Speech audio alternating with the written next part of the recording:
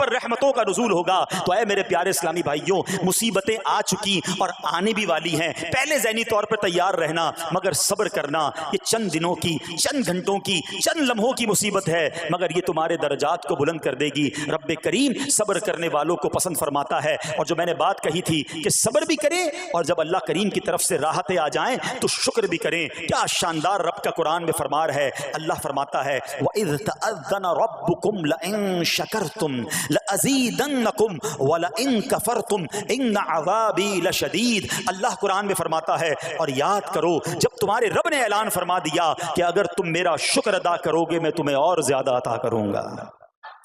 ہاں شکر کرو رب اور دے گا، مگر اگلا حصہ سمجھنے والا ہے، اور اگر تم نا شکری کرو گے تو میرا عذاب سخت ہے۔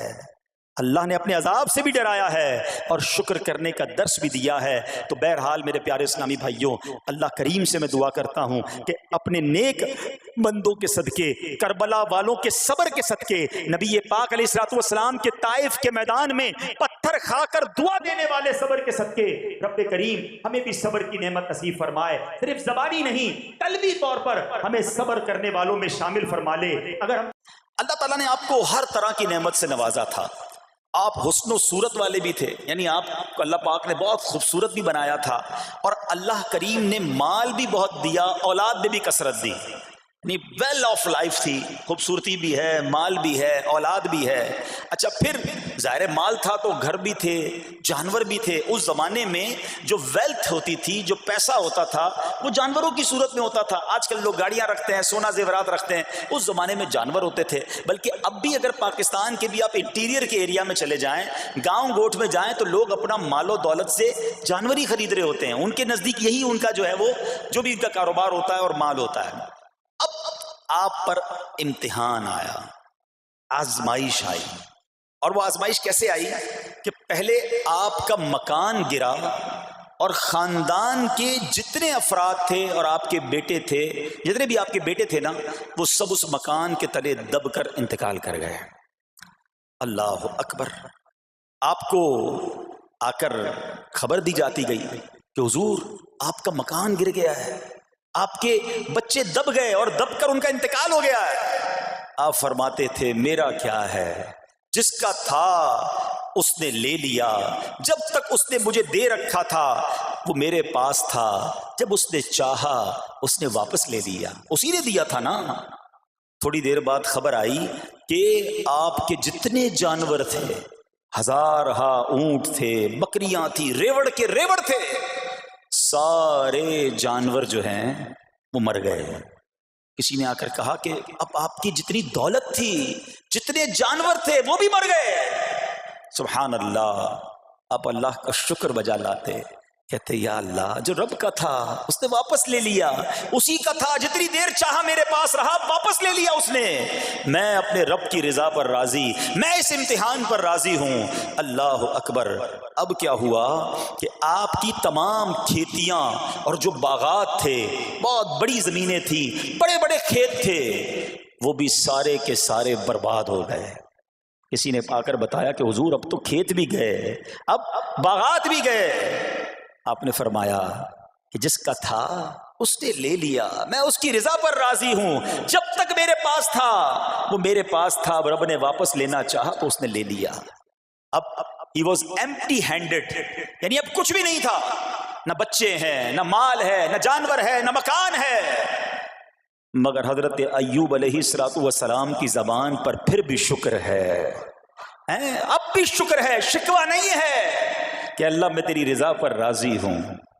لیکن ابھی امتحان ختم نہ ہوا تھا، اور اس امتحان کے پیچھے بعض مفسرین نے ایک اور قول بھی نقل کیا کہ شیطان نے حضرت ایوب علیہ السلام کو دیکھ کر اللہ کی بارگاہ میں کہا کہ مولا یہ تیرا بندہ اس لیے تیرا شکر گزار ہے کہ تو نے اسے بڑا نوازا ہے، بڑا مال دیا ہے، اولاد دی ہے، گھر دیا ہے۔ اب رب کریم نے حضرت ایوب پر امتحان بھیجا تاکہ پتہ چلے کہ میرے نیک بندے امتحان کے بعد بھی صبر کرتے ہیں۔ لیکن اب سب چلا گیا نا، تو شیطان نے کہا کہ ابھی جان تو باقی ہے نا، صحت تو باقی ہے۔ اللہ اکبر۔ مزید آزمائش آئی، اور یہ ہوا کہ آپ کو بیمار کر دیا گیا، مبارک جسم پر بڑے بڑے آبلے پڑ گئے، پھوڑے جس کو کہتے وہ پڑ گئے۔ اس حال میں آپ کے سارے دوست بھی آپ کو چھوڑ کے چلے گئے۔ آج کل ویسے بھی حال ایسا ہی ہے جناب، جب تک پیسہ ہے، شہرت ہے، آپ کے پاس کوئی مال ہے تو آس پاس بہت سارے لوگ ہوتے ہیں، مگر جب یہ سب چیزیں چلی جائیں نا تو بعض اوقات ایسی کنڈیشن میں اپنے اور پرائیوں کی جانچ بھی ہو جاتی ہے کہ اب کون کھڑا ہے۔ دوستی مال کے لیے تھی، دوستی شہرت کے لیے تھی، دوستی منصب کے لیے تھی، یا کسی کی ذات سے واقعی خالص دوستی تھی؟ اب کیا ہوا؟ آپ کے سارے رشتہ دار، سارے دوست بھی دور چلے گئے، سوائے آپ کی فرما بردار زوجہ تھی جن کا نام تھا رحمت بن افراہیم، اور یہ حضرت یوسف علیہ السلام کی پوتی بھی تھی، اللہ کے نبی کی آل سے تھی، وہ آپ کی خدمت کرتی رہیں۔ اب جسم پر پھوڑے ہیں، آبلے ہیں، ایک بیوی ہے، نہ پیسہ ہے، نہ مال ہے، نہ بچے ہیں، واٹ ایور جو تھا سب ختم، مگر زبان ہے کہ اس پر پھر بھی اللہ کا ذکر جاری ہے، پھر بھی شکر جاری ہے، پھر بھی صبر ہے۔ بات کرنا آسان ہے جناب، مشکل آئے اور صبر کرے بندہ، اصل امتحان یہ ہے زباں پر شکوائے رنجو علم لایا نہیں کرتے، زباں پر شکوائے رنجو علم لایا نہیں کرتے، نبی کے نام لیوا غم سے گھبرایا نہیں کرتے۔ ہم میں سے کسی پر ایسی آزمائش نہیں آئی نا، چھوٹی موٹی آزمائشیں تو آتی رہیں گی۔ ایک بات یاد رکھنا، یہ زندگی کی جو گاڑی ہے نا، یہ مسائل کے پہیوں پر ہی چلتی ہے۔ ہمیں بعض اوقات کسی کی گاڑی، کسی کا مکان، کسی کا خوبصورت چہرہ، کسی کی مسکراہٹ دیکھ کر لگتا ہے یار یہ تو دنیا کا سب سے سخی آدمی ہے۔ ایسا نہیں، تو یہ نہ سمجھے کہ سارا جہان جناب سخی ہے اور میں اکیلا دکھی ہوں، ایسا نہیں ہوتا، بلکہ ہر اس جہاں میں تقریباً ہر بندہ ایسا ہوتا ہے جس کے ساتھ کوئی نہ کوئی دکھ لگا ہوا ہوتا ہے، کوئی نہ کوئی پریشانی ہے، کسی کو مال کی پریشانی، کسی کو روزگار کی پریشانی، کسی کو بیماری لگی ہے، کسی کو اور ٹینشن ہے۔ تو یہ کبھی بھی نہ سوچے کہ میں زندگی گزاروں گا اور کوئی ٹینشن نہیں آئے گی، تیار رہو امتحان کے لیے، امتحان ضرور آنا ہے۔ اب کمال یہ ہے کہ اس امتحان میں پاس کون ہوتا ہے۔ حضرت ابراہیم پر امتحان آیا، زبان پر صبر ہے، شکر ہے، شکوہ نہیں ہے۔ اب کیا ہوا کہ آپ کا سال ہاں سال تک یہ محال رہا، یہ 2-4 مہینے کا پرابلم نہیں تھا، کئی سال تک آپ بیمار رہے۔ آپ کی زوجہ جو ہے وہ خدمت کرتی رہی۔ اچھا یہاں ایک غلط فہمی دور کر دوں کہ کچھ لوگ یہ کہتے ہیں، یہ کتابوں میں پتہ نہیں کچھ کتابوں میں لکھ دیا گیا کہ حضرت ایوب علیہ السلام کو معاذ اللہ کوڑ کی بیماری ہو گئی تھی۔ ایسا بالکل نہیں تھا، کوڑ کی بیماری نہیں ہوئی تھی، بلکہ نہ کوڑ ہوا نہ جزام ہوا، آپ کو جسم پر پھوڑے پھنسیاں جن کو کہتے ہیں آبلے نکل آئے تھے، کیونکہ کوڑ کی بیماری وہ ہوتی ہے کہ جس سے لوگ نفرت یا حقارت کرتے ہیں۔ اللہ کے کسی بھی نبی کو کبھی بھی کوئی ایسی بیماری نہیں ہوئی جس کی وجہ سے لوگ اس سے حقارت یا نفرت کریں یا دور بھاگیں، کیونکہ اللہ نے ان نفوس قدسیہ کو، ان نیک بندوں کو، ان منتخب شخصیات کو لوگوں کی ہدایت کے لیے بھیجا ہے۔ ان کو کبھی کوئی ایسی چیز نہیں ہوئی کہ جس سے لوگ گھن کھا کر دور بھاگیں، تو یہ بالکل غلط ہے۔ البتہ آپ کے جسم پر آبلے تھے، پھوڑے تھی، اور اللہ اکبر آپ اس حال میں کیا رب سے عرض کرتے تھے؟ آپ عرض کرتے تھے، قرآن میں یہ الفاظ موجود ہیں، انی مسنی الضر وانت ارحم الراحمین۔ ترجمہ کیا ہے؟ مجھے تکلیف پہنچی اور تو سب مہر والوں سے بڑھ کر مہر والا ہے، رحم کرنے والوں میں سب سے بڑھ کر رحم کرنے والا ہے۔ یعنی اللہ کی بارگاہ میں یہ عرض کرتے تھے، یا اللہ تکلیف پہنچی ہے، رحم تو نے کرنا ہے، تو ارحم الراحمین ہے۔ زمانے سے نہیں کہتے تھے۔ یہاں ایک اور پرابلم ہے، ہمیں کوئی مسئلہ ہوتا ہے، پرابلم آتی ہے، ہم ساری دنیا سے کہتے ہیں یہ مسئلہ ہو گیا، یہ پرابلم ہو گئی۔ نہیں، ساری دنیا میں سے کوئی آپ کا مسئلہ حل نہیں کر سکتا۔ اس سے بات کرو نا جو مسائل کو حل کرنے والا ہے، اس سے عرض کرو نا جو مصیبت کو دور کرنے والا ہے۔ ادھر ادھر جانے کی بجائے پرابلم یہ ہے، جب بھی مشکل آتی ہے ہم سب کے پاس جاتے ہیں، ہم رب کے پاس نہیں جاتے ہیں۔ جاؤ اس کے پاس جو حل المشکلات ہے، جو مصیبتوں کو حل کرنے والا ہے، اس کی بارگاہ میں فریاد کرو۔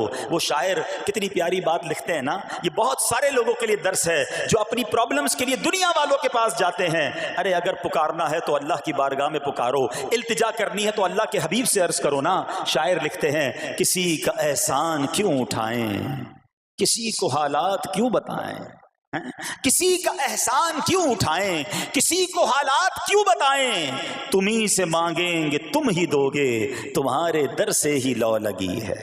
ہم اللہ کی بارگاہ میں عرض کریں، اللہ کے حبیب کی بارگاہ میں لو لگائیں۔ دنیا والوں کے پاس کچھ نہیں رکھا، لیکن ہم دنیا والوں کو بتا کر اپنے صبر کا ثواب بھی ضائع کر دیتے ہیں۔ دیکھو حضرت ایوب علیہ السلام کا صبر، کسی سے نہ کہا، اللہ کی بارگاہ میں عرض کرتے رہے۔ اب آپ کی آزمائش کا وقت پورا ہوتا ہے، دعا کرتے رہے، التجا کرتے رہے، صبر کرتے رہے، حکم ہوا کہ اپنا پاؤں زمین پر مارو۔ حضرت ایوب علیہ السلام نے پاؤں زمین پر مارا تو زمین سے ایک چشمہ پھوٹ اٹھا۔ حکم الہی سے حکم دیا گیا کہ اب اس پانی سے غسل کرو۔ آپ نے جب اس پانی سے غسل کیا تو آپ کی تمام بیماریاں دور ہو گئیں۔ پھر آپ 40 قدم چلے، دوبارہ زمین پر قدم مارنے کا حکم دیا۔ قدم مارتے ہی ایک اور خوبصورت لذیذ ٹھنڈے پانی کا چشمہ نمودار ہوا۔ پانی ٹھنڈا، میٹھا اور لذیذ تھا۔ اب آپ نے وہ پانی پیا تو آپ کے باطن میں نور ہی نور پیدا ہو گیا، اور آپ کو اعلیٰ درجے کی صحت و نورانیت حاصل ہو گئی۔ اور سنو، میرا رب تو قادر ہے نا، اللہ تعالیٰ نے آپ کی وہ ساری اولاد جو دب کر کئی سال پہلے مر گئی تھی، انتقال فرما گئے تھے، اللہ نے ان تمام اولاد کو پھر زندہ فرما دیا، اور آپ کی بیوی کو دوبارہ جوانی بخشی، اور اب اس کے بعد بھی آپ کی کثیر اولاد ہوئی۔ سنو سنو، جو جانور چلے گئے تھے نا، اللہ نے مویشی، اسباب، وہ خزانہ اس سے زیادہ آپ کو پھر سے عطا فرما دیا۔ صبر کیا تھا نا، ان اللہ مع الصابرین۔ اچھا، یاد سب کو ہے یہ آیت، بچپن سے یاد ہے، اللہ صابروں کے ساتھ ہے، صبر کرنے والوں کے ساتھ ہے، مگر صبر کرنا نہیں ہے۔ امتحان آنا ہے تو صبر کرنا نہیں ہے، آیت سب کو پتا ہے۔ اچھا، جس کے ساتھ پرابلم ہو جائے نا، اس کو بھی بندہ درس دینے جا رہا ہوتا ہے، بھائی صبر کرنا، اللہ آپ کو صبر دے، لیکن جب اس پر امتحان آتا تو یہ صبر کرتا نہیں ہے۔ دوسروں کو درس دے رہا تھا، آج تیری باری آئی ہے نا، تو صبر کا دامن نہ چھوڑیں۔ میں آپ کو ایک بات سوال پوچھنا چاہتا ہوں، آج کل ہم بڑے لوگوں سے تعلقات کیوں بنانے کی کوشش کرتے ہیں؟ یار جب کوئی مشکل ٹائم آئے گا نا تو یہ بندہ کام آئے گا، یہ پیسے والا دوست ہے، یہ اس کے تعلقات بہت ہیں، اس کی گورنمنٹ میں بات ہے، اس کی وکیلوں میں بات ہے، 4-5 ایسے دوست ہونے چاہیے۔ یہ ڈاکٹروں کے اندر بڑی اچھی اس کی دوستی ہے، کوئی ڈاکٹر کا بھی کام آئے گا تو یہ بندہ کام آ جائے گا۔ ہم دنیا والوں سے تعلقات اس لیے بناتے ہیں تاکہ یار مصیبت آئے تو یہ بندہ کام آئے، اور نارملی اکثر ایسا ہوتا ہے کہ جس سے امید رکھی ہوتی ہے مصیبت کے وقت غائب ہو جاتا ہے۔ لیکن رب خود قرآن میں فرما رہا ہے، ان اللہ مع الصابرین، صبر کر لو، اللہ کی رحمت تمہارے ساتھ ہو جائے گی۔ اب میں آپ سے سوال کرتا ہوں، دنیا کے تعلقات ہوں یہ ضروری ہے یا یہ فائدے مند ہے، یا بندہ صبر کر لے تو اللہ کی رحمت ساتھ ہو جائے، سارے غم ویسے ہی دور ہو جائیں گے؟ صبر، اس کو نہیں چھوڑنا ہے۔ تو حضرت ایوب علیہ السلام کی زندگی میں ایک اور واقعہ یہ ہوا کہ جب آپ بیمار تھے، آپ کو پتہ ہے جب بندہ بیمار ہوتا ہے تو بعض اوقات اس کی طبیعت میں کیفیات بھی ہوتی ہیں، تو آپ نے اپنی زوجہ کو پکارا، تو آپ کی زوجہ کچھ دیر میں حاضر ہوئی، تو آپ نے جلال میں آ کر اس کو 100 درے، اپنی زوجہ کو 100 کوڑے مارنے کی قسم کھا لی۔ اب جب صحت آ گئی تو قسم تو آپ نے کھائی ہوئی تھی، تو اب کیا کرتے؟ اس بیوی نے تو خدمت بھی بہت کی تھی، اب اسے کوئی خاص کیفیت تھی، آپ نے قسم اٹھا لی تھی۔ سبحان اللہ، ایوب علیہ السلام کو اللہ کریم نے قرآن میں کیا حکم دیا کہ اے ایوب، آپ ایک یعنی 100 جس کو کہتے ہیں تنکے، 100 تنکوں والی جھاڑو لیں اور اس جھاڑو کو ایک مرتبہ اپنی بیوی کو مار دیجئے تو آپ کی قسم جو ہے وہ پوری ہو جائے گی، یعنی قسم کا کفارہ نہیں دینا ہوگا۔ اللہ اکبر! اللہ نے اس نبی علیہ السلام کی فرما بردار بیوی کی جو سزا تھی یا جو معاملہ تھا اس کو کتنا آسان فرما دیا۔ تو رب کریم نے قرآن مجید فرقان حمید میں اس کو کس طرح بیان فرمایا، وَخُذْ بِيَدِكَ ضِغْثًا فَاضْرِب بِهِ وَلَا تَحْنَثْ، فرمایا کہ اپنے ہاتھ میں ایک جھاڑو لے کر اسے مار دے اور قسم نہ توڑ۔ اِنَّا وَجَدْنَاهُ صَابِرًا، فرمایا ہم نے اسے صابر پایا۔ نعم العبد، کیا اچھا بندہ۔ اِنَّهُ اواب، بے شک وہ بہت رجوع لانے والا ہے۔ ارے آج دنیا کسی کو کہے یہ صبر والا ہے، حضرت ایوب کی شان دیکھو کہ رب فرما رہا ہے قرآن میں اِنَّا وَجَدْنَاهُ صَابِرًا، اور ہم نے ایوب کو صبر کرنے والا پایا۔ صابر साबिर पाया। अल्लाह हजरत अय्यूब के सब्र के सदके हमें भी साबिरीन में शामिल फरमा ले। अल्लाह अकबर, सुभान अल्लाह। और रब्बे करीम ने जो अव्वाब फरमाया, उलमा कहते हैं कि ये अव्वाब के लाजवाब खिताब को जो आपके सरे मुबारक पर एक ताज की तरह रख दिया गया, क्योंकि अव्वाब के माना क्या है? इन्नहु अव्वाब, बेशक वो बहुत रुजू लाने वाला है। अल्लाह अकबर। सब्र किया तो रब ने कैसे कैसे अलकाब जो हैं वो कुरान में अता फरमाए। यहाँ एक और बात भी सीखने वाली है कि हजरत अय्यूब अलैहिस्सलाम के सब्र का कमाल ये है कि कुरान में जिक्र आ गया, आप सुबह कयामत तक हाफिज तिलावत करेंगे, तरावी में कुरान पढ़ा जाएगा, जब भी कुरान की तिलावत दुनिया के कोने कोने में की जाएगी, कयामत तक हजरत अय्यूब के सब्र का जिक्र होता रहेगा।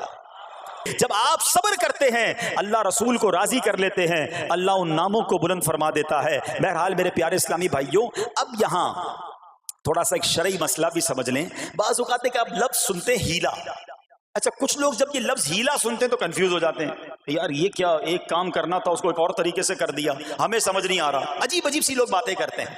सुभान अल्लाह। उलमा फरमाते हैं, पहले हीले का मसला समझ लें। फतावा आलमगीरी में है, जो हीला किसी का हक मारने या उसमें शुबा पैदा करने या बातिल जरिए से फरेब देने के लिए किया जाए वो मकरूह है, और जो हीला इसलिए किया जाए कि आदमी हराम से बच जाए या हलाल को हासिल कर ले वो अच्छा है। इन्नमल अमालु बिन्नियात। गलत नीयत से हीला कि किसी का हक दबा लो या मादअल्लाह ज़कात अदा ही ना करनी पड़े, तो अल्लाह को कोई धोखा नहीं दे सकता, अल्लाह देख रहा है कि इसकी नीयत क्या है। लेकिन हीला इसलिए है कि हराम से बच जाए, हलाल हासिल कर लिया जाए, तो उसकी जो जवाज की सूरतें हैं, उलमा ने फरमाई ये आयत उसमें दलील है। और आयत क्या थी? वखुज़ बियदिका दिक़फ़न फ़द्रिब बिही वला तहनस।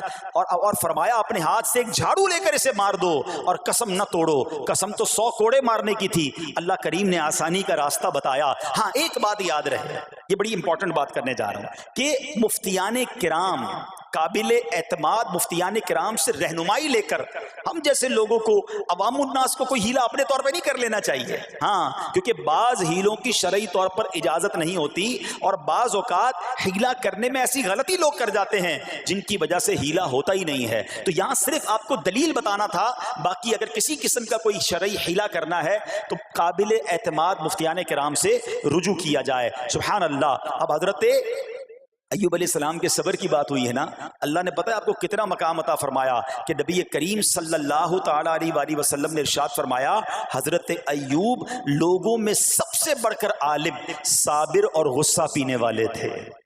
हजरत इब्ने मसऊद रदी अल्लाह तआला से मरवी है कि हजरत अय्यूब अलैहिस्सलातु वस्सलाम क़यामत के दिन सब्र करने वालों के सरदार होंगे।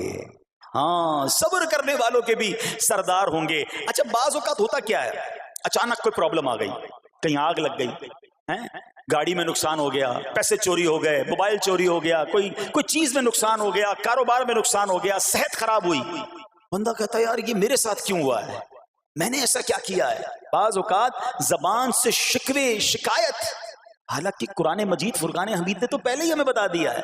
हमारा प्रॉब्लम पता है क्या है, हम बहुत सारी बातें जानते हैं दुनिया की, कुरान और हदीस पढ़ते नहीं हैं, तो मेंटली प्रिपेयर्ड नहीं रहते। आपको पहले ही पता हो कि यार गर्मियां आने वाली हैं, तो अचानक गर्मियां आएंगी तो परेशान नहीं होंगे ना। आपको पता था जून जुलाई में गर्मी होती है भाई, सर्दियां नहीं होती। आप पंखा भी तैयार रखते हैं, ठंडा पानी का इंतजाम भी रखते हैं, गर्मी के वक्त बाहर कम निकलते हैं।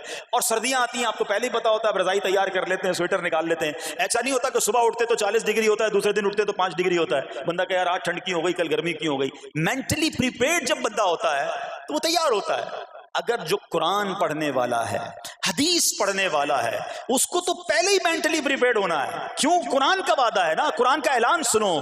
अल्लाह करीम कुरान मजीद में क्या इरशाद फरमाता है, बिस्मिल्लाहिर्रहमानिर्रहीम, वलनब्लुवन्नकुम बिशैइन मिनल खौफि वल जू'i व नक़्सिम मिनल अम्वालि वल अनफुसि वस्समरात वबश्शिरिस साबिरीन। और जरूर हम तुम्हें आजमाएंगे। क्या फरमाया? जरूर आजमाएंगे, तैयार रहो, देयर इज एग्जामिनेशन।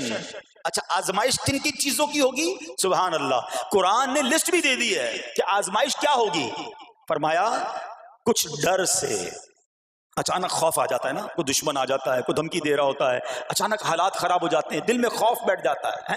फिर फरमाया भूख से, مال کم ہو گیا ہے، تنگی آ گئی تو بھوک سے، پھر فرمایا کچھ مالوں اور جانوں اور پھلوں کی کمی سے، کبھی کاروبار میں نقصان ہوگا، کبھی کسی کے باغات ہے تو باغ فصل اجڑ سکتی ہے، آپ کو کوئی نقصان ہو سکتا ہے، کسی جگہ آگ لگ سکتی ہے، اور جانوں کی کمی سے بیماری بھی آ سکتی ہے، مگر آگے کیا فرمایا؟ وَبَشِّرِ الصَّابِرِينَ، خوشخبری سنا ان صبر والوں کو۔ اور جب سبحان اللہ یہ ایگزام آتا ہے نا، جو اس ایگزام سے نکل جاتا ہے تو رب نے فرمایا خوشخبری ہے۔ اللہ اکبر، ہم نے زندگی میں دیکھا ہے جس نے مصیبت پر صبر کیا، اللہ کی رضا پر راضی رہا، اللہ نے مشکل سے بھی نکالا اور پہلے سے اسے زیادہ عطا فرما دیا۔ ہمارا پرابلم ہی ہم ٹیسٹ میں فیل ہو جاتے ہیں، جیسے امتحان شروع ہوا واویلا شروع، شور شروع، شکوے شروع، سب کو بتانا، حالانکہ کر کوئی نہیں سکتا لیکن سب کو بتائیں گے۔ نہ کرو ایسا، میں جانوں میرا رب جانے، مجھے کیوں کسی کو بتانا؟ ہاں وہ کریم ہے، وہ دیکھ رہا ہے کہ میرا بندہ صبر کر رہا ہے۔ سبحان اللہ۔ حضرت سیدنا امام ابو جعفر محمد بن جریر طبری تفسیر طبری میں اس آیت مبارک کے تحت فرماتے ہیں، یعنی ہم تمہیں دشمن کے خوف، قحط سالی، شدید بھوک و فقر و فاقہ، فصلوں کی کمی، مقاصد کے حصول میں مشکلات، کفار سے جنگ کے دوران افرادی قوت میں کمی اور اہل و عیال کی موت وغیرہ کے ذریعے آزمائیں گے، اور یہ سب چیزیں بطور امتحان ہوں گی تاکہ تمہارے سچے جھوٹوں سے اور اہل بصیرت منافقوں سے جدا ہو جائیں۔ یعنی اس ٹیسٹ میں پتہ چل جائے گا کون اللہ والا ہے، کون صبر والا ہے، کون اللہ کی رضا پر راضی رہنے والا ہے۔ سنو سنو، جب یہ تکلیف آتی ہے نا تو اس کا پھر اجر کتنا ملتا ہے۔ شہنشاہ نبوت، مخزن جود و سخاوت صلی اللہ تعالی علیہ وسلم نے ارشاد فرمایا، جو دنیا میں ہی اپنی ہر خواہش کی تکمیل کر لے تو یہ چیز آخرت میں اس کے اور اس کی خواہش کے درمیان آڑ اور پردہ بن جائے گی، اور جو مالداروں کی زینت کی طرف اپنی نگاہیں دراز کرے تو وہ آسمان والوں کے سامنے بے عزت ہو جاتا ہے، اور جو شدید بھوک پر صبر کرے اللہ عز و جل اس کو جنت الفردوس میں جہاں چاہے گا ٹھکانہ عطا فرمائے گا۔ ہاں، ہر چیز پوری ہو جائے، جو چاہیے وہ مل جائے، یہ نہیں ہونا چاہیے۔ کچھ نہ کچھ آزمائشیں آئیں گی، اور اگر سب ادھر مل گیا تو ادھر پھر کیا ملے گا؟ ہم اللہ سے یہ دعا کرتے ہیں کہ ادھر بھی عطا فرمائے، ادھر بھی محروم نہ کرے۔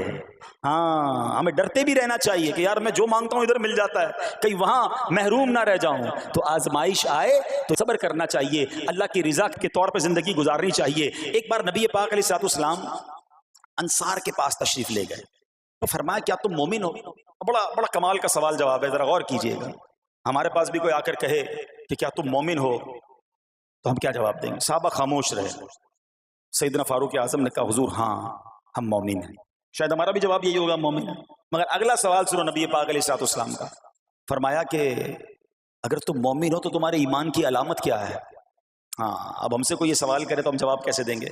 بھائی تم کہہ رہے ہو مومن ہیں، واٹ از دا سمٹمز؟ کوئی نشانی، کوئی علامت تو بتاؤ نا۔ اب یہ سوال کرنے والے کون ہیں؟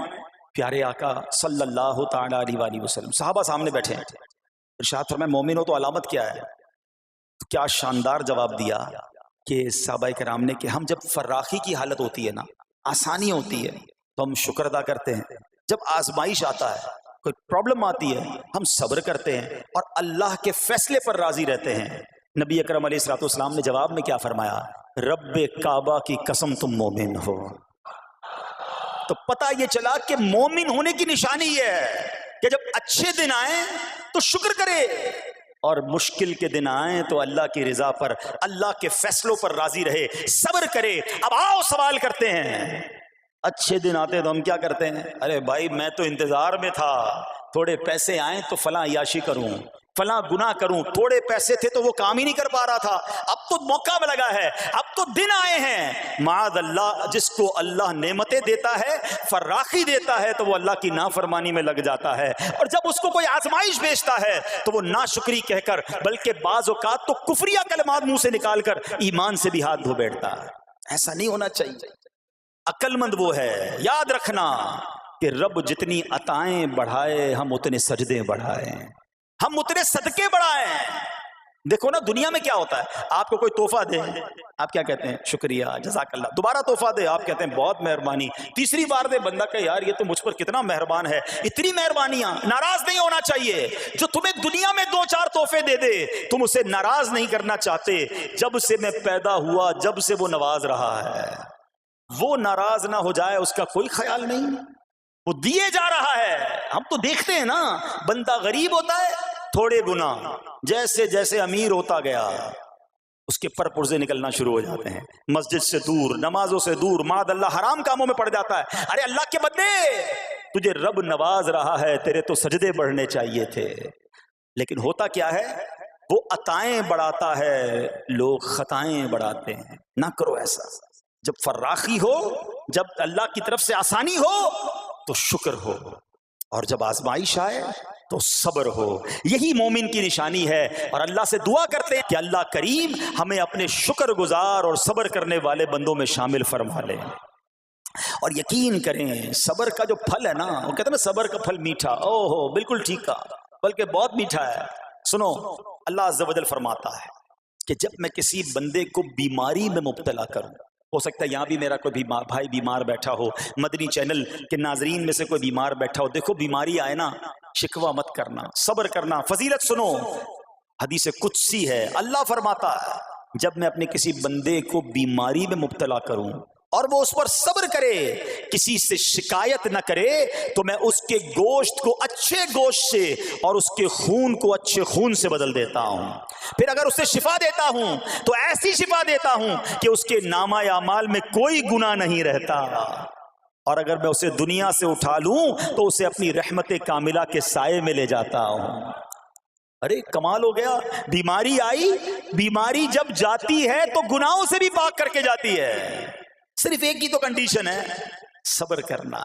بیماری آئی، صبر کرنا، ہاں کسی سے بات نہ کریں، شکوہ نہ کریں، اللہ کی بارگاہ میں عرض کریں مولا تیری مہربانی، ہاتھ میں درد ہے باقی جسم تو سلامت ہے، اے اللہ آنکھ میں درد ہے باقی جسم تو سلامت ہے، اے اللہ گردوں میں پرابلم ہے میرا باقی جسم تو سلامت ہے، یہ بھی تیری مہربانی ہے۔ اللہ کرے کہ ہم شکر گزار بندے بن جائیں، کیونکہ یہ بیماری تو ہمارے گناہ معاف کروانے آئی تھی، مگر افسوس یہ ہے کہ جو گناہ معاف کروانے والا کام ہمارے ساتھ ہوا اس میں بھی ہم نے اللہ کو ناراض کر دیا اور شکوے شکایات کی۔ سنو سنو، اس نے اخلاق کے پیکر نبیوں کے تاجور صلی اللہ تعالی علیہ وسلم نے ارشاد فرمایا، ابھی تو صرف بیماری کی بات ہوئی نا، اب آؤ اگر کسی کو کاروبار میں نقصان ہو گیا، کسی کے پیسے کم ہو گئے، کسی کی جان و مال کا کوئی نقصان ہوا، کوئی آگ وغیرہ لگ گئی، سنو اللہ کے حبیب علیہ الصلوۃ والسلام فرماتے ہیں کہ اللہ ارشاد فرماتا ہے، پھر حدیث قدسی ہے کہ جب میں اپنے کسی بندے کے بدن یا اس کے مال یا اس کی اولاد کی طرف کوئی سختی بھیجوں، پھر وہ صبر جمیل کے ساتھ اس کا استقبال کرے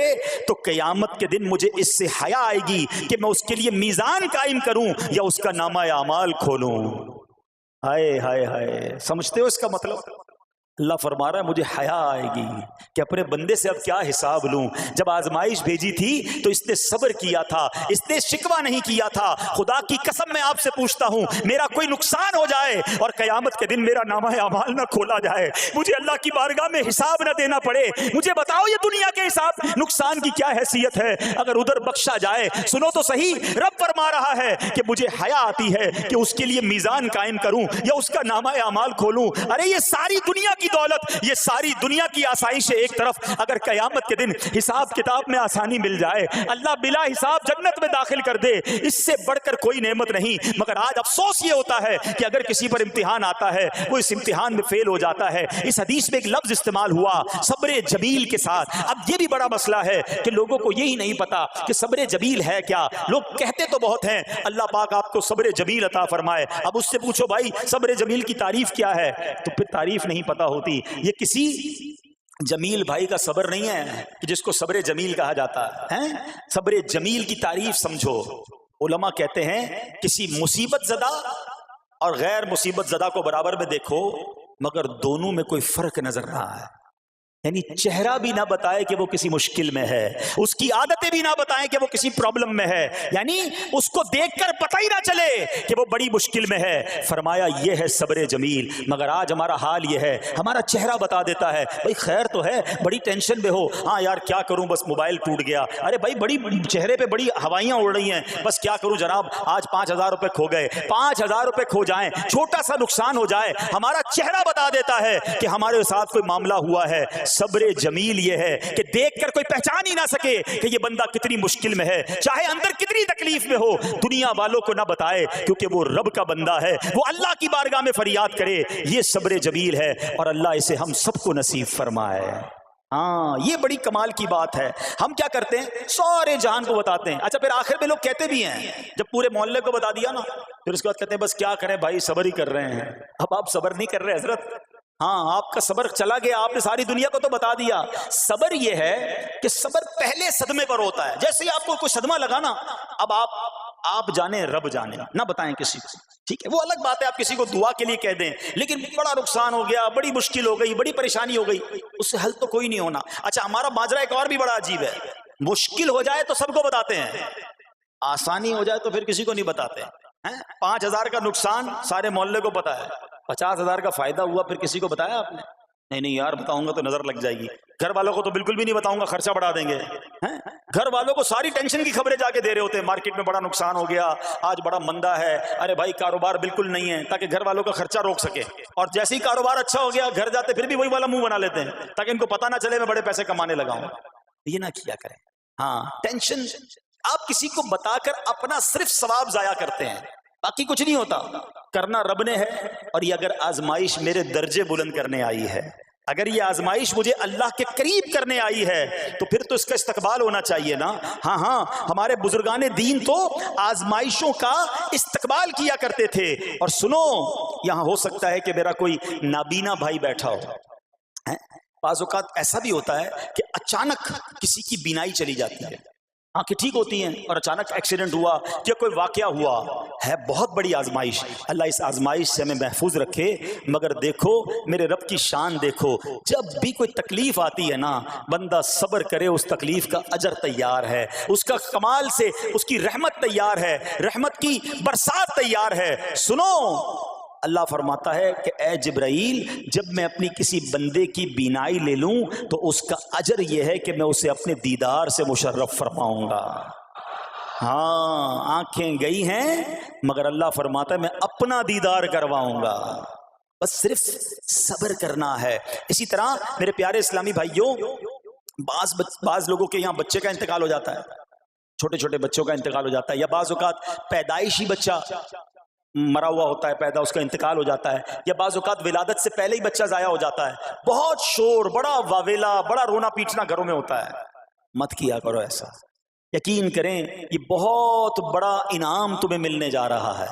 ایسا نہ ہو یہ رونا پیٹنا, یہ بے صبری, یہ اللہ کی بارگاہ میں شکوے شکایات, اتنے بڑے تم اجر سے محروم رہ جاؤ. سنو اللہ کے آخری نبی صلی اللہ تعالی علیہ وسلم نے فرمایا جس مسلمان جوڑے کے 3 بچے انتقال کر جائیں اللہ عز و جل ان بچوں پر فضل و رحمت کرتے ہوئے ان دونوں یعنی ماں باپ کو جنت میں داخل فرمائے گا. صحابہ کرام نے عرض کی کسی کے 2 بچے, فرمایا 2 بچے بھی, پھر عرض کی اور 1, فرمایا 1 بھی, پھر فرمایا اس ذات کی قسم جس کے قبضہ قدرت میں میری جان ہے, جس عورت کا کچا بچہ فوت ہو جائے یعنی حمل ضائع ہو جائے اور وہ اس پر صبر کرے تو وہ بچہ اپنی ماں کو اپنی ناف کے ذریعے کھینچتا ہوا جنت میں لے جائے گا. یہ تو جنت کا ٹکٹ تھا.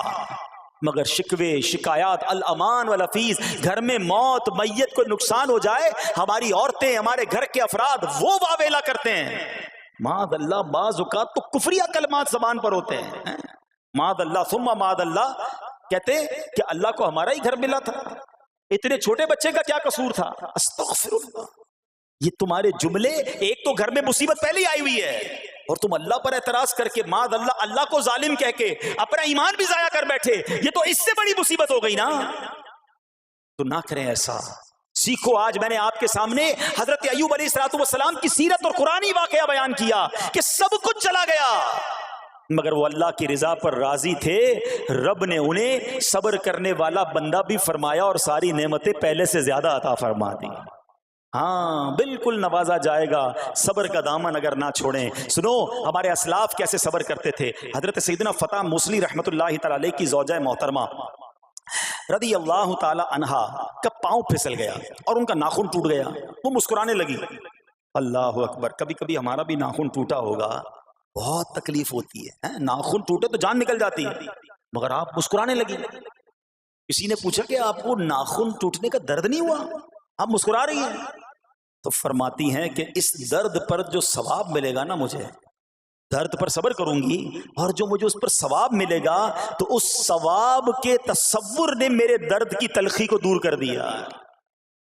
ہائے ہائے ہائے, یہ ہیں اللہ والے. हाँ, सब्र करना कोई इनसे सीखे।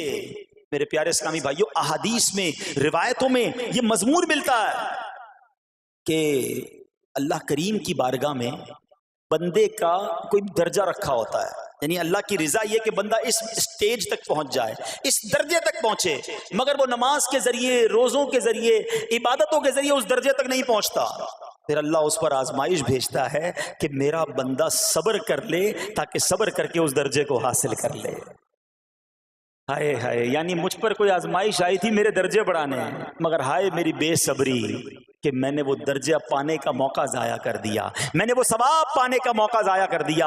खुदारा याद रखना, अगर किसी आजमाइश से गुजर रहे हो तब भी, और अगर आइंदा कोई आजमाइश आए, सब्र का दामन न छोड़ना। ये तसव्वुर कर लेना कि ये मेरे गुनाह मुआफ करने का जरिया बन रहा है, ये मेरे दर्जे बढ़ाने का जरिया बन रहा है। और सुनो, जब मुसीबत आए तो पढ़ना क्या है। रसूलुल्लाह सल्लल्लाहु तआला अलैहि वसल्लम ने फरमाया, जो मुसीबत के वक्त इन्ना लिल्लाहि व इन्ना इलैहि राजिऊन कहता है तो अल्लाह अज़्ज़ व जल उसकी परेशानी दूर फरमा देता है और उसके काम का अंजाम अच्छा फरमाता है, और उसे ऐसा बदल अता फरमाता है जिस पर वो राजी हो जाता है।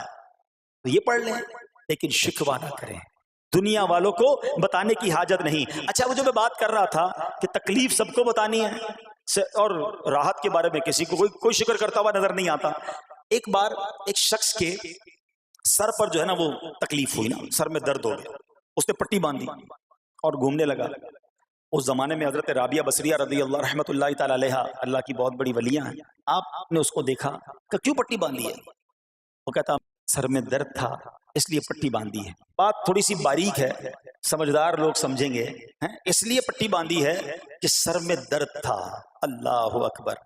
उस अल्लाह वाली ने बताया क्या कहा? आप कहती हैं कभी सेहत की पट्टी भी बांधी है? हाँ, ये जुमला है बड़ा समझने वाला है। यानी अल्लाह ने इतने दिनों तक सेहत में रखा तो किसी को नहीं बताया, और थोड़े दिनों की तकलीफ आई तो पट्टी बांध के सबको बताने चला है कि रब ने बीमार किया है।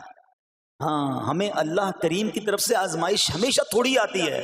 अगर अपनी जिंदगी का हम पूरा अरसा कैलकुलेट करें ना कि भाई 40 साल का कोई बंदा हो गया है तो कितने दिन हुए 40 साल में? ठीक है, एक बार कभी बैठ के अकेले में हिसाब करना, इतने हजार दिन मैंने दुनिया में गुजारे, कितने दिन बीमार रहा? तो शायद चंद दिन, 100 दिन, 50 दिन, 200 दिन बनेंगे। कई हजार दिनों में से अगर चंद दिन अल्लाह ने मुझ पर आजमाइश डाली तो हजारों दिन राहत भी तो डाली ना, सेहत भी तो अता फरमाया। इतने दिन जिस रब ने छांव में खड़ा किया, अगर थोड़ी देर के लिए धूप आई है तो मुझे शिकवा नहीं करने चाहिए। याद रखना, हर रात के बाद सुबह है, हर धूप के बाद छांव है। अगर तुम इंतजार करोगे तो रब ऐसी रहमत तुम पर नाजिल करेगा, अपने गायब के खजानों से अता फरमाएगा। कुरान में रब ने वादा किया है, वमन यतवक्कल अलल्लाहि फहुवा हस्बुह, जो अल्लाह पर भरोसा करे अल्लाह उसके लिए काफी है। मगर हमारा प्रॉब्लम यह है कि जब मुश्किल आती है हम ये सारी बातें भूलकर बस शिकवा, शिकायत और परेशानी में चले जाते हैं। अरे आप इस मुसीबत को अल्लाह की तरफ से नेमत समझ लो, अल्लाह की तरफ से ये समझ लो कि मेरे गुनाह माफ करवाने, मेरे दर्जात बुलंद करने के लिए आया है। अच्छा, अब एक और बात, बाज़ औक़ात शैतान है ना, वो किसी के दिमाग में वसवसा डालता है कि यार जब मैं नमाजें नहीं पढ़ता था ना तब तो इतना परेशान नहीं रहता था, जब से नमाजें शुरू की, दावत इस्लामी के इज्तिमा में आने लगा, मदनी काफिलों में सफर शुरू कर दिया, अब तो मैंने कुछ जिम्मेदारी भी लेना शुरू कर दी है।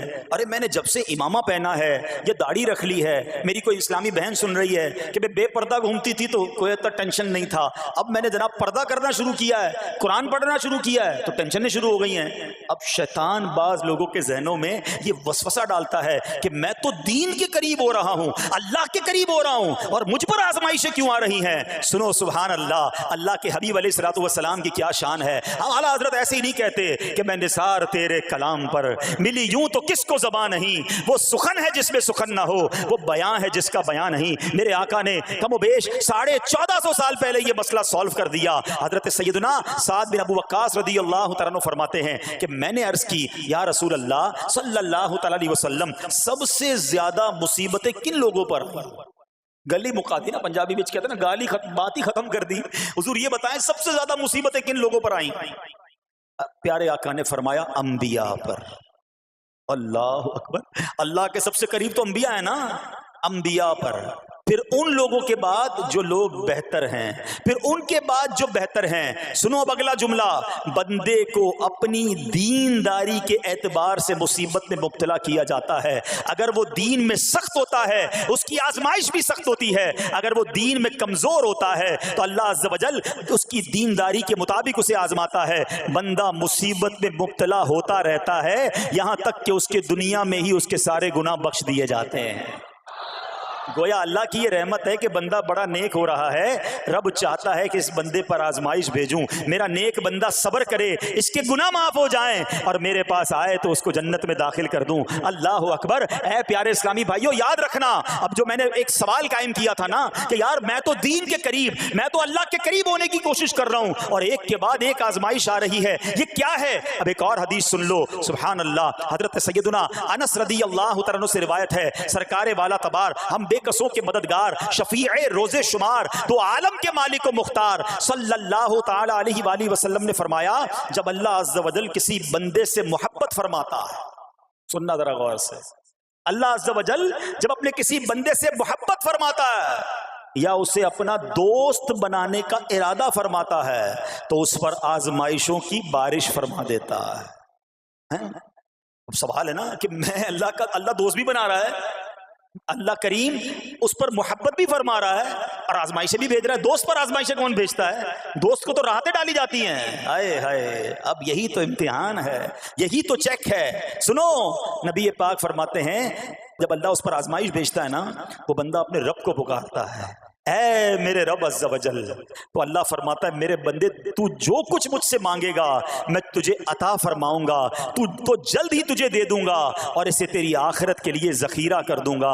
سبحان اللہ۔ یعنی اللہ والوں کو آزمایا جاتا ہے، ان کے درجات بلند کیے جاتے ہیں، ان کے گناہ معاف کیے جاتے ہیں۔ تو اے میرے پیارے اسلامی بھائیوں، کبھی بھی یہ ذہن میں خیال مت لانا کہ یار میں دین میں قریب آ رہا ہوں، میری آزمائشیں بڑھ رہی ہیں، سمجھ لو امتحان شروع ہو گیا ہے، ٹیسٹ شروع ہو گیا ہے، اب اس ٹیسٹ میں مجھے کامیاب ہونا ہے اور اللہ کے مزید قریب جانا ہے۔ زندگی میں جو گناہ ہو گئے ہیں یہ میرے گناہوں کا انشاءاللہ کفارہ بن جائے گا، میرے درجات کی بلندی کا سبب بن جائے گا۔ اللہ سے عرض کرنا، اے مولا میں تیری رضا پر راضی، میں تیرے فیصلوں پر راضی، اب تک جو دیا تھا تو نے دیا تھا، یہ سب کچھ تیرا ہے، اے رب جب تو واپس لے گا میں اس پر راضی۔ جب یہ ثابت قدمی نصیب ہو گئی پھر دیکھو غیب کے خزانوں سے کیسا آپ کے دل پر سکینہ اترے گا، پھر کیسا آپ پر رحمتوں کا نزول ہوگا۔ تو اے میرے پیارے اسلامی بھائیوں، مصیبتیں آ چکی اور آنے بھی والی ہیں، پہلے ذہنی طور پر تیار رہنا، مگر صبر کرنا۔ یہ چند دنوں کی، چند گھنٹوں کی، چند لمحوں کی مصیبت ہے مگر یہ تمہارے درجات کو بلند کر دے گی۔ رب کریم صبر کرنے والوں کو پسند فرماتا ہے۔ اور جو میں نے بات کہی تھی کہ صبر بھی کریں اور جب اللہ کریم کی طرف سے راحتیں آ جائیں تو شکر بھی کریں۔ کیا شاندار رب کا قرآن میں فرمان ہے، اللہ فرماتا ہے وَإِذْ تَأَذَّنَ رَبُّكُمْ لَئِن شَكَرْتُمْ لَأَزِيدَنَّكُمْ وَلَئِن كَفَرْتُمْ إِنَّ عَذَابِي لَشَدِيدٌ۔ اللہ قرآن میں فرماتا ہے اور یاد کرو جب تمہارے رب نے اعلان فرما دیا کہ اگر تم میرا شکر ادا کرو گے میں تمہیں اور زیادہ عطا کروں گا۔ ہاں شکر کرو رب اور دے گا، مگر اگلا حصہ سمجھنے والا ہے، اور اگر تم ناشکری کرو گے تو میرا عذاب سخت ہے۔ اللہ نے اپنے عذاب سے بھی ڈرایا ہے اور شکر کرنے کا درس بھی دیا ہے۔ تو بہرحال میرے پیارے اسلامی بھائیوں، اللہ کریم سے میں دعا کرتا ہوں کہ اپنے نیک بندوں کے صدقے، کربلا والوں کے صبر کے صدقے، نبی پاک علیہ الصلوۃ والسلام کے طائف کے میدان میں پتھر کھا کر دعا دینے والے صبر کے صدقے، رب کریم ہمیں بھی صبر کی نعمت نصیب فرمائے۔ صرف زبانی نہیں، قلبی طور پر ہمیں صبر کرنے والوں میں شامل فرما لے۔ اگر ہم پر کوئی آزمائش ہے تو رب کریم یہ آزمائش ہمارے گناہوں کا کفارہ بنا دے، ہمارے درجات کی بلندی کا سبب بنا دے۔ دعوت اسلامی کے مدنی ماحول سے اگر ہم وابستہ رہیں گے نا تو ہمیں انشاءاللہ صبر کرنے کا پریکٹیکل جو ہے وہ موقع بھی ملتا رہے گا، کیونکہ صبر کیسے کرنا ہے اس کی کوئی پریکٹس بھی تو ہونی چاہیے نا۔ تو مدنی قافلے جب اس پہ جاتے ہیں نا تو آرام اپنے گھر جیسا نہیں ملتا، کھانا اپنے گھر جیسا نہیں ملتا، بعض اوقات سفر میں تکلیف ہوتی ہے، تو یہ پریکٹیکلی آپ کو صبر کرنے کا موقع ملتا ہے۔ تو اگر آپ واقعی صابرین میں شامل ہونا چاہتے ہیں تو مدنی قافلوں میں سفر اپنا معمول بنائیں۔ اللہ کریم ہم سب کو مدنی قافلوں میں سفر کی توفیق عطا فرمائے۔